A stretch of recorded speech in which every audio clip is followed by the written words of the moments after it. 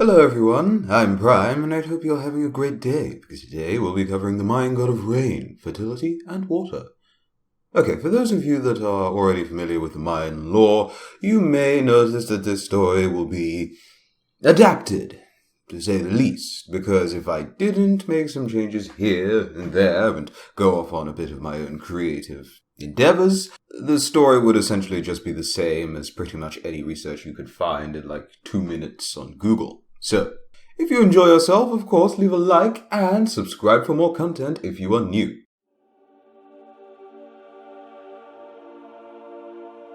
So unlike his in-game appearance, Chaac, or Chac, if you prefer, is actually supposed to be some sort of reptile with a scaly body, equipped with a trusty serpentine axe, the symbol of lightning and large teary eyes. Chac is one of the eldest and most frequently worshipped gods in Mayan culture, and after his great deeds of kindness, you see it is believed that when time began, the mighty Chaac split apart a sacred stone with his mighty axe, from which spawned the world's first installment of maize, corn to you and me.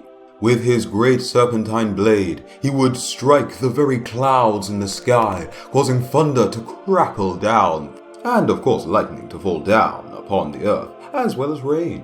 With rainfall, the people could be fed, and as such, Chaac was revered in Mayan society. Chaac is the brother of the god of the sun. There are many gods of the sun in Mayan mythology, but we'll just be referring to Bahak? You know what? The pronunciation of that one escapes me, so we'll just refer to him as the sun. The sun once attempted to steal the moon, Po, for himself. His first attempt was shameful failure, but his second, he disguised himself as a hummingbird, who was then taken by the moon, who asked her father to shoot it with his blowgun and then collect its weakened body. Still in the guise of a hummingbird, the sun is kept in a gourd, which the moon kept beneath her blouse. That night she slept with the bird on her chest in the thick darkness of night. The sun revealed himself as a man to the moon. The sun asked the moon to leave with him, but she only did so after they had sabotaged her father's blowgun with a burning chili and coated the mirror that he used to spy on her with smoke. With her mind put to rest, they both left before the morning came. After this, the father became enraged, employing his blowgun to capture the two, but instead he choked on the chili planted inside, which only fueled his rage further. He then employed the mighty god of thunder to aid him. In pursuit of the fugitives, the thunder god took the form of stormy clouds, delivering harsh bolts of lightning to the fleeing duo. The chase persisted to the edge of the sea, at which there was nowhere left to run. Fortunately, they could shield themselves inside the shells of some friendly turtles as the purging bolts battered down upon them. The moon could not swim and was struck, breaking into many pieces, becoming a bloody mess. Her body was desperately recovered by dragonflies. The sun had these pieces of her body placed into 13 jars. After giving these jars to a woman, he left for 13 days, during which the jars began to move, frightening the woman. He opened each jar after the 13 days had passed, which contained venomous creatures, snakes, spiders, bees, and so on. The 13th jar contained the hiding moon, who was now more beautiful than she previously was. The sun asked a traveling woodsman to remove the other jars and not to peer inside of them. However, curiosity is a dangerous thing, and with it, the monstrous animals were released to scour the world. Now, she still wasn't perfect, so the sun got a goat, a deer, and rat urine to make the necessary sculpting changes to the moon, and then I want some of that. And so, he committed adultery with Po, and was gravely punished for it.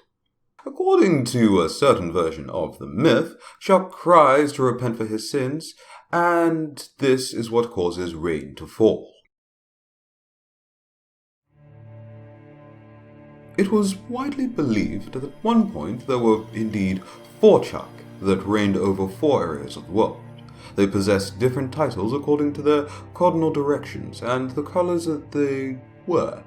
The Chaac of the East was known as Chac Zib Chaac, or Red Man Chaac. The other Chaacs were Sac Zib Chaac, the white Chac of the north, X-Zib Chac, the black Chac of the west, and lastly, Can-Zib Chac, the yellow Chac of the south.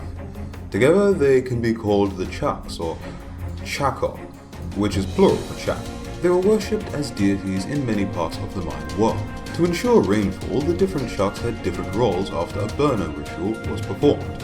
One takes the fire, one begins the fire, one gives scope to the fire, and the last puts the fire out. Animals were sacrificed to the Chacs or Chac in order to assure that great rainfall would come, but during dry seasons this ceremony may have been performed several times. Remember when I said that Chac was also the god of thunder? Well, as a paid tribute to this aspect of his being, in the midst of warfare, ancient kings would cosplay as Chac, tribal mask and all, in order to grant them his favor in battle. Now, sometimes this was also to acknowledge the truth that Chac was the supreme rainmaker, but typically when kings did it, it was so that they would most likely win their battles.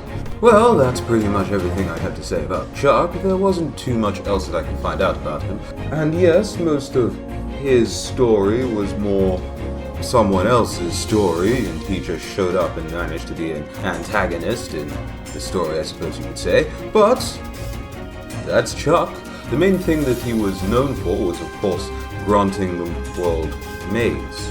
And whilst maize is quite a significant thing in Mayan society, he's one of the most important gods of Mayan culture. Because of it, doesn't exactly make for the most interesting stories.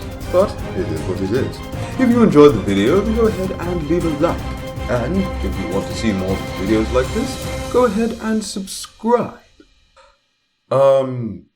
So for the next god that I will tackle in this series, I already have an idea as to who that will be. If you want me to cover a specific god, go ahead and leave a request in the comments section below.